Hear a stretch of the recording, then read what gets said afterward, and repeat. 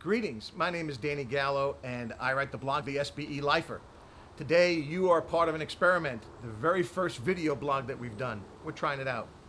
The other day I was walking around the back of my house, and we have lots of columns in our house, and we had a bird nest up in one of the columns. Now you can tell by the mess on the column to my left, but what happened was in that bird nest, and I'm just going to sort of go up and you could tell, there were 3 birds in this little tiny nest. And this particular morning I was walking by, and one of the birds, which was not ready to fly, was on the ground. And so I went over to see if it was breathing, and I realized it was.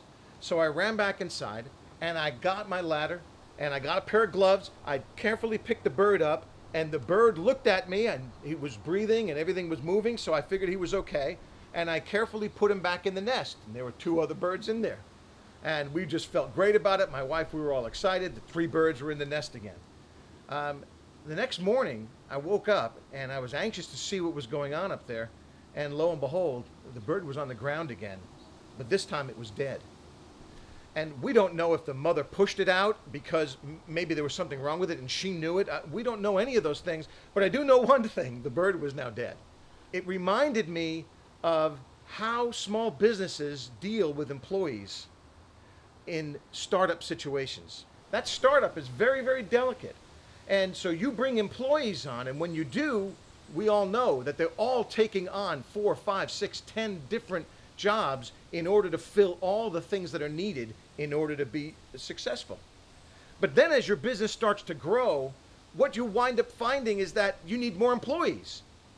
So what happens is instead of those people who were handling 10 jobs, now you're narrowing them down to 5 or 4. And sometimes some of those employees who are absolutely critical to your success when you were starting, all of a sudden, they didn't fit the mold. They didn't fit in your organization. And it was awful, and it was a struggle because you knew how critical they were to the kicking off of your business.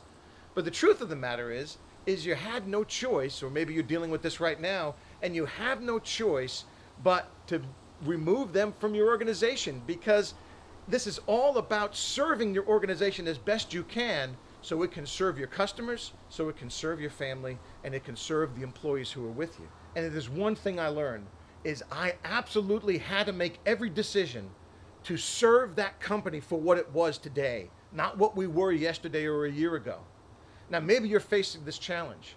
I'll tell you right now, all the meetings you have with these folks, all the sit downs, and you try and work through these things, it won't work if the true nature of that employee is that they love to be in the thick of things in 10, 12 different areas.